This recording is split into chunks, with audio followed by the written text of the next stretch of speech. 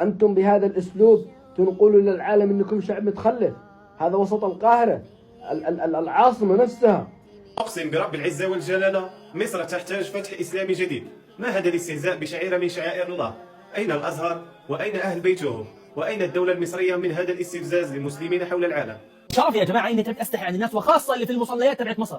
كل سنه بنشوف نفس الفيديوهات وبنشوف شيء اسخم وجاهل مش طبيعي. هاي بدل ما تسمع للقران بتسمع لسواليف تنتين وراها، وهي في عندك كمان تنتين بيسولفن، وعندك واحد هون شايفينها لابسين لك نظاره شمسيه ونص على طالع لبرا، وعندك اسلام مع النسوان بيصلوا بنفس المصلى. طب هذا اذا انتوا هيك قدام خلق رب العالمين، طب لما تكونوا في المساجد المغلقه شو بتساووا؟ شو بتكونوا تعملوا؟ بتكونوا تصلوا لربنا ولا قاعدين بتتمسخروا وبتضحكوا؟ قاعد يصير في مصر، مش هذا اللي قاعد يصير. مو على اساس انتم شعب مثقف ومتعلم، مو على اساس انه حتى عامل البلديه عندكم عنده شهاده الماجستير.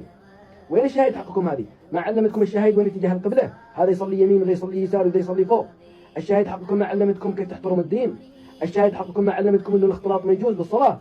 الشهاده حقكم ما علمتكم كيف تنظموا انفسكم وتحترموا الوقفه هذه اللي انتم واقفين امام الله. الشهاده حقكم هذه ما علمتكم انه الاستهزاء بالدين يجوز. اللي ودها تضحك تجلس في البيت، مو وانت واقف امام الله. كيف تصلي وانتم مختلطين رجال ونساء؟ وين صارت هذه؟ كيف تسجد بين الرجال والمرأة؟ وين صارت هذه؟ ما يجوز. اللي تعمله مخالف الدين والشريعة.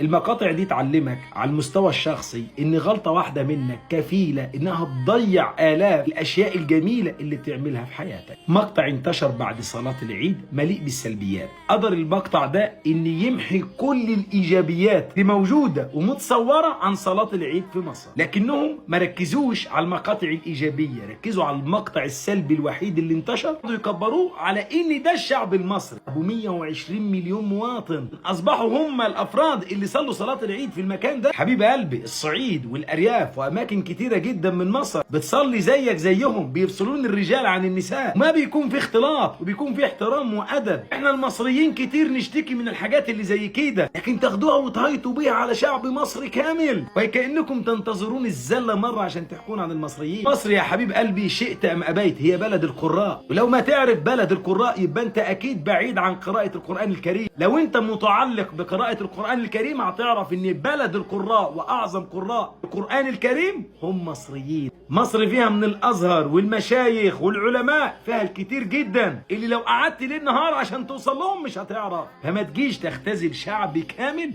في مقطع فيديو. واللي حابب اقوله مع احترامنا لكل الدول العربية، الاشخاص اللي اتكلمون في المقاطع دي وغيرهم لو الواحد جاب لهم مقاطع واتبع جنسيتهم واخد يطلع السلبيات اللي عندهم، ساعتها الواحد هينساق ورا الفتنة اللي ناس كتير جدا من اعدائنا بيتمنوها. لكن هنقول ايه؟ كل انسان ما بيمثل غير نفسه. وبدل ما تدعي للناس اللي في المقاطع عندنا دول بالهداية وان ربنا سبحانه وتعالى يهديهم للصواب، طالع تشمت في الشعب المصري كامل. سبحان الله، الله يهديك ويهديهم ويهدينا. سلام يا ابطال.